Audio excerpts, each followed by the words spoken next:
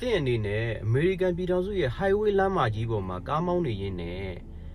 ယခုဗီဒီယိုတွေကလို့ရဲကားတစ်စီးကဘဲညာ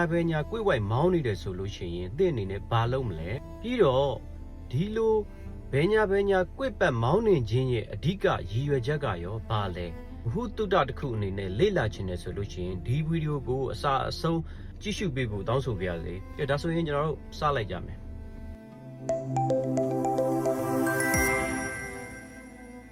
ဟုတ်ပါတယ်ရံဖန်ရံခါကျွန်တော်တို့ခရီးသွားနေရင်းနဲ့အဝေးပြေးလမ်းမပေါ်မှာဒီလိုရဲကားတစ်စီးကဘဲညာ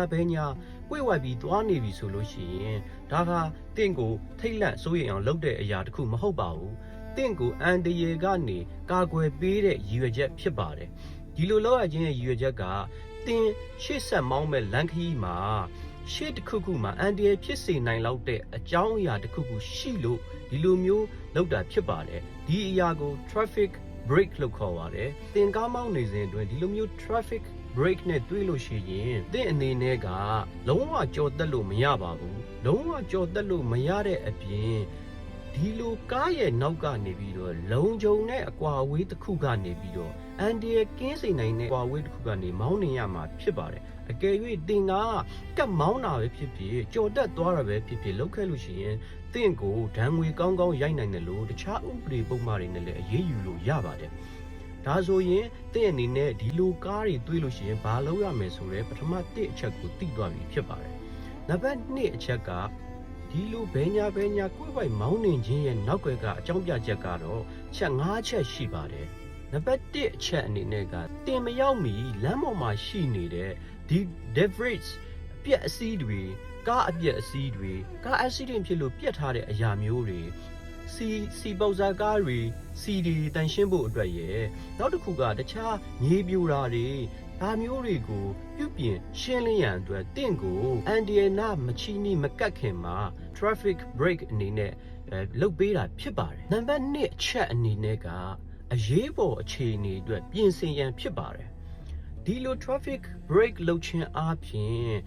တခြားဒီအရေးပေါ်အခြေအနေအတွက်လိုအပ်တဲ့အရေးပေါ်ကားတွေရဲကားတွေဒါမှမဟုတ်လူနာအတွက်အရေးပေါ်ရဟတ်ယာဉ်တွေဆင်းသက်ဖို့အတွက်လမ်းပေါ်ကိုရဟတ်ယာဉ်ဆင်းသက်ဖို့အတွက်ဒီလိုမျိုးလှုပ်ဆောင်ပေးခြင်းဖြစ်ပါတယ်နံပါတ်3အချက်ကရင်ကြောကိုစနစ်တကျထိန်းချုပ်ရန်ဖြစ်ပါတယ်သင်က highway ပေါ်မှာအရှိန်ပြင်းနဲ့မောင်းနေပြီဆိုလို့ရှိရင်သိကြပါရဲ့ဒါကရှေ့ကအန်ဒီယဖြစ်စေနိုင်တဲ့အရာတစ်ခုကိုသွားတိုက်ပြီး pile up နောက်ထပ်ရင်တိုက်မှုတွေထပ်မဖြစ်အောင်နောက်ထပ်အန်ဒီယတွေမဖြစ်အောင် highway patrol ကနေပြီးတော့ traffic break လုပ်ပေးခြင်းဖြစ်ပါတယ်။အဆုံးအချက်ဖြစ်တဲ့ number 4အချက်ကတော့ဒီလိုမျိုးလမ်းပေါ်မှာ construction workers တွေကိုအန်ဒီယကင်းနဲ့လုပ်ပေးနိုင်အောင်လို့ဖြစ်ပါတယ်။ဒီလိုလုပ်ပေးခြင်းအပြင်ယာယီဖြစ်နေတဲ့အခက်အခဲသို့မဟုတ်လမ်းပေါ်မှာလိုအပ်တဲ့ပစ္စည်းကိရိယာတွေကိုတည်ယူပို့ဆောင်ပြင်ဆင်တဲ့နေရာမှာအန်ဒီရဲ့ကင်းနဲ့အလုပ်ပေးနိုင်ရန်အတွက်ရည်ရွယ်ပါတယ်ဒါဆိုရင်သင်အနေနဲ့အဝေးပြေးလမ်းမပေါ်မှာဒီလိုမျိုးဘဲညာမောင်းနေတဲ့ကားကိုတွေ့ရင်သင်ဘာလုပ်ရမလဲဆိုတာသိပြီးလောက်ပါပြီထို့အပြင်ဒီလိုမောင်းနေခြင်းရဲ့နောက်ွယ်ကအဓိကအကြောင်းရင်းကိုလည်းသိပြီးလောက်ပြီလို့မျှော်လင့်ပါတယ်တကယ်လို့ဒီဘဟုတုတကတင့်အတွက်ပထမဦးဆုံးဖြစ်တယ်ဆိုလို့ရှိရင်ခွန်းမှတ်မှာတစ်ခုရေးခဲ့ပေးပါအောင်လို့တောင်းဆိုပါရစေခင်ဗျာအားလုံးပဲဘိုင်ပါ